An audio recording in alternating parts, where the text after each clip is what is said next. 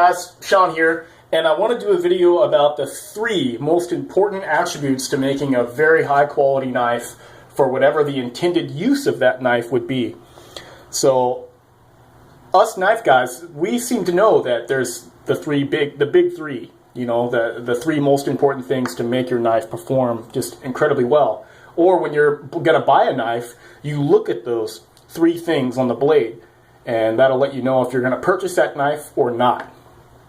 So some of you new guys out there, unfortunately, probably aren't too keen or are not too savvy about what those 3 things are. So that's why this video is going to be great for you guys out there. So first and most important, all 3 of these things come under the use of the knife. Okay, so these 3 things are a synergy of these 3 things. And the use of whatever that knife is going to be is going to give you the best performance knife possible. So the first most important thing is going to be the heat treatment of the steel. You can fix some of the other attributes of the knife, but you can't fix the heat treat. So heat treat is definitely one of the most important, most underlooked, misunderstood things about a knife. Because you don't change the name of a blade steel that has a good heat treatment versus the same blade steel that has a bad heat treatment. They're both called the same thing, 440A. But so heat treatment is one of the top. The next one is steel. Your steel selection. Have you selected a steel that reflects on the use of the knife well? I mean, you're not gonna use something like a carbon steel for a knife that's going to live in its sheath on a fishing boat. Okay, you're just going to pull out a giant rusty stick when you're done, especially in a saltwater environment. You can take care of it and all this and that. Well, you know what? People that use fillet knives, usually it's more of a tool than is something that you would use and enjoy using per se. There is some very, very high-end fillet knives out there. We're getting a little off track right now, but what we're basically talking about is, does the steel reflect the use of the intended use of the knife? Okay, so steel is another important one. And the next one, which is also important, is geometry.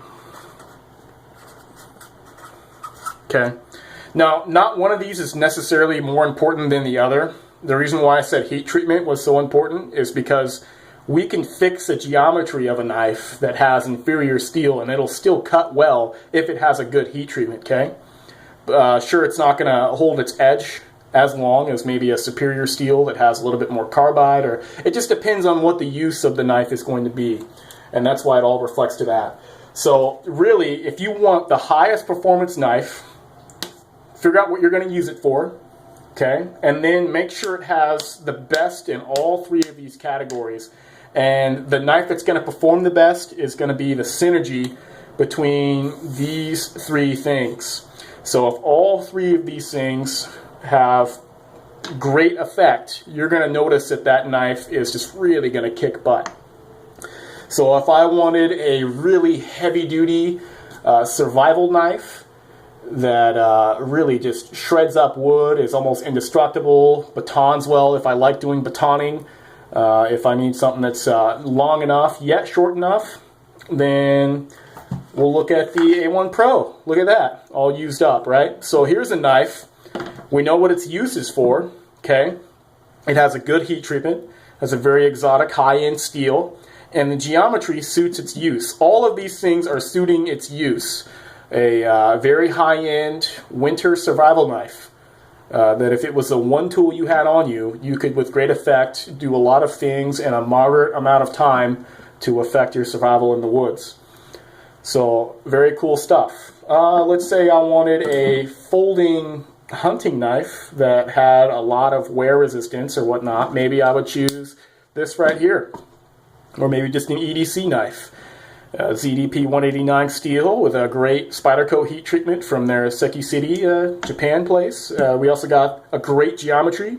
We want a very thin, cutting, flat grind edge there, or excuse me, flat grind with a nice secondary at about 15, and the steel can hold that edge. The heat treatment can hold that. It takes a very keen edge.